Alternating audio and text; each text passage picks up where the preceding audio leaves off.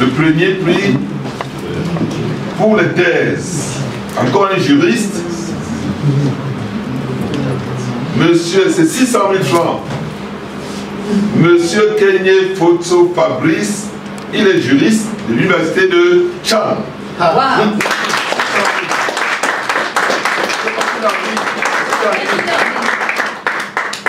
Bougez un peu. Malheureusement, non.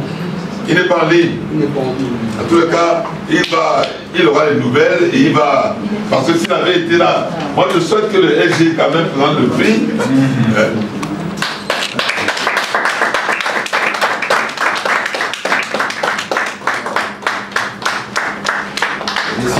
Cette cérémonie a lieu le 17 juin 2022 au siège de la représentation Afrique centrale et Grand Lac de l'Agence universitaire de la francophonie.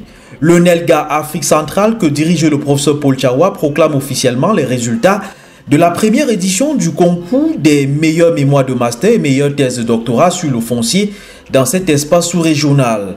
Le docteur Fabrice Kenye Fotso, dont le nom est ainsi solennellement lu, remporte le premier prix dans la catégorie des thèses de doctorat. Il y avait 13 postulants. Il a soutenu sa thèse de droit privé le 29 janvier 2020 à l'université de Tchang. Thème de ce travail scientifique, législation forestière et sécurisation des droits fonciers, cas du Cameroun et du Gabon. Mention obtenue, très honorable avec les félicitations du jury. Recruté comme enseignant-chercheur, il exerce ses fonctions à la faculté des sciences juridiques et politiques de l'université de Tchang. C'est précisément là-bas que nous l'avons rencontré pour en savoir plus sur sa thèse. Dans l'entretien qui suit, il commence par réagir au prix qui lui a été décerné. Ce fut une réaction très émue, parce qu'il s'agissait d'une compétition, comme vous le savez, une compétition qui était ouverte à tous les titulaires de doctorat des universités de l'Afrique centrale, et il n'était pas question de se limiter au domaine juridique. Donc il y avait des géographes, des sociologues, des anthropologues et d'autres juristes.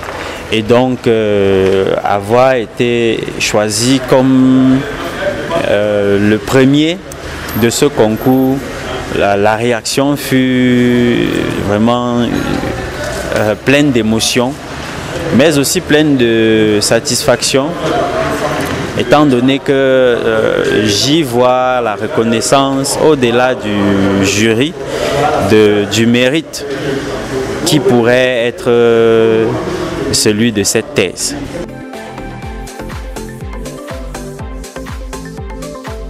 Avant d'arriver directement au problème, il faut partir du constat qui a justifié le problème choisi. Le constat, c'est qu'il est de plus en plus admis qu'une gestion des ressources forestières soucieuse du profit économique escompté par l'État, garante de l'environnement, protectrice de l'environnement et garante des droits de population locale, passe également par la clarification des droits portant sur les terres, d'où le problème de la sécurisation. Et donc à partir de là, le problème adressé par cette thèse était simple, à savoir est-ce que les législations forestières du Cameroun et du Gabon assurent de manière suffisante la sécurisation des droits fonciers.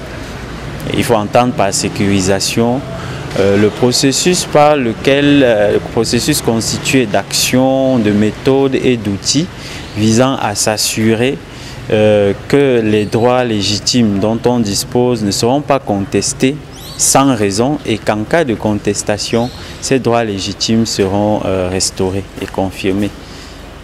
Donc voilà le problème que pose cette thèse.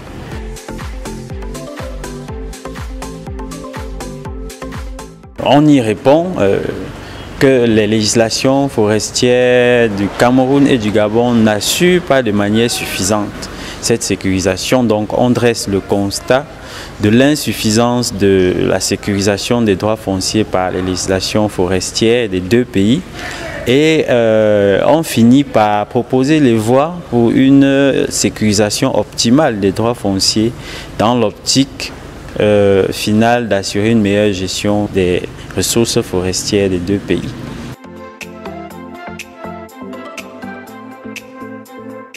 La résolution des conflits fonciers en Afrique centrale, c'est pratiquement toute notre thèse, étant donné que les problèmes que rencontrent les populations, l'État et les particuliers, les exploitants concernant les terres, on peut résumer tous ces problèmes-là autour de la sécurisation. Donc si on traite le problème de la sécurisation, on traite également le problème de la gestion des conflits. Et donc, dans notre thèse, nous montrons déjà qu'il y a un travail à faire en termes de prévention. La prévention pouvant passer par un ensemble de solutions, la clarification des droits, une meilleure définition du cadre d'exercice des droits sur les terres, notamment la formalisation, donner une forme juridique. Par exemple, au droit d'usage, vous savez très bien que dans notre pays, le droit de propriété est formalisé par le titre foncier. Maintenant, s'il y avait un outil comme celui-là pour sécuriser les droits d'usage, qui sont les droits reconnus aux populations locales sur les terres forestières, nous pensons qu'on éviterait des situations de conflit. L'idée à terme étant d'obtenir, comme pour le foncier, on va dire normal, un cadastre forestier. Il y a plusieurs solutions comme ça que nous proposons en amont. Et si jamais ces solutions ne devaient pas suffire et que des conflits devaient surgir malgré tout, nous proposons une batterie de solutions.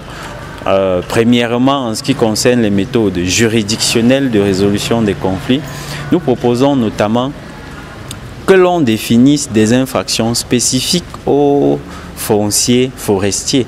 Il y a beaucoup d'infractions dans la législation forestière, dans les législations forestières des deux pays, mais qui sont orientées davantage vers la protection des ressources et non vers la protection des droits portant sur les terres. Nous pensons que redéfinir quelques infractions sur les terres, sur l'usage des terres pourrait contribuer à résoudre les conflits. Sur le plan civil, nous pensons qu'on peut promouvoir les actions possessoires qui sont mises à la disposition des occupants de terres non forestières. Et il n'y a pas de limite, il n'y a pas d'obstacle juridique à ce qu'on utilise ces mêmes actions pour défendre les droits qui portent sur les terres forestières. Maintenant, sur le plan en dehors du cadre juridictionnel, nous proposons l'adoption des modes alternatifs de règlement des différends qui ont pour avantage de trouver des solutions paisibles au conflit et non de rester sur la posture quelque peu guerrière que l'on observe dans les modes juridictionnels de règlement des différends.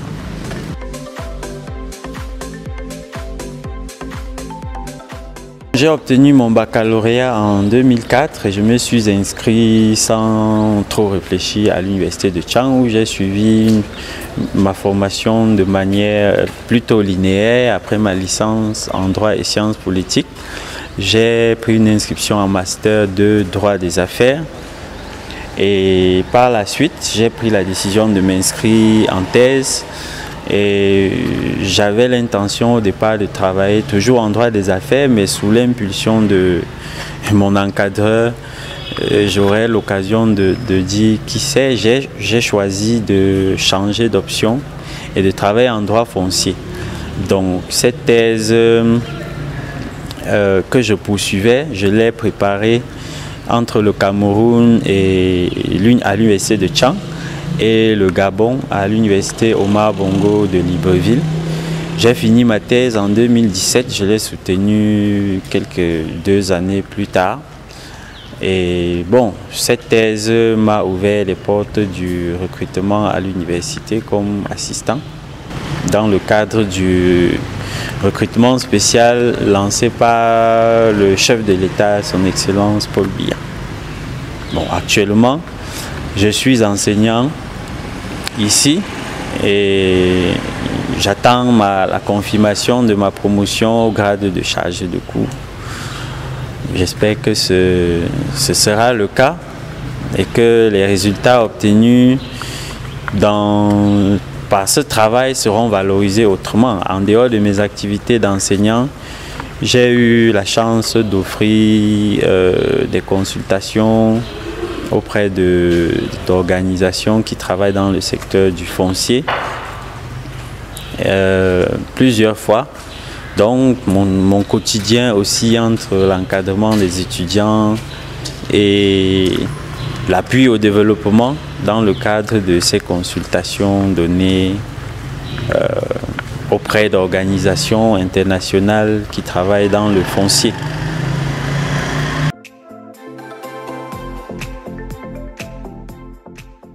Passé la phase de l'émotion, j'ai surtout pensé à mes encadreurs, ceux qui m'ont encadré pour la réalisation de cette thèse. Il s'agit de Madame le professeur Yvette Rachel Kalieu-Elongo, qui est agrégée des facultés de droit. Elle est vice-doyenne ici à l'université de Tchang. C'est avec elle que j'ai fait mes premiers pas dans la recherche. J'ai pensé à elle. J'ai aussi pensé à monsieur le professeur Étienne Sié, qui était mon co-directeur de l'université Omar Bongo de Libreville. Donc, je ne pouvais pas ressentir cette fierté sans penser à eux, puisque tout ce travail, ils m'ont accompagné de bout en bout. Et c'était la reconnaissance au-delà des frontières d'un travail effectué sous la direction de main de maître de ces deux enseignants pour qui j'ai énormément de respect et à qui je dois beaucoup.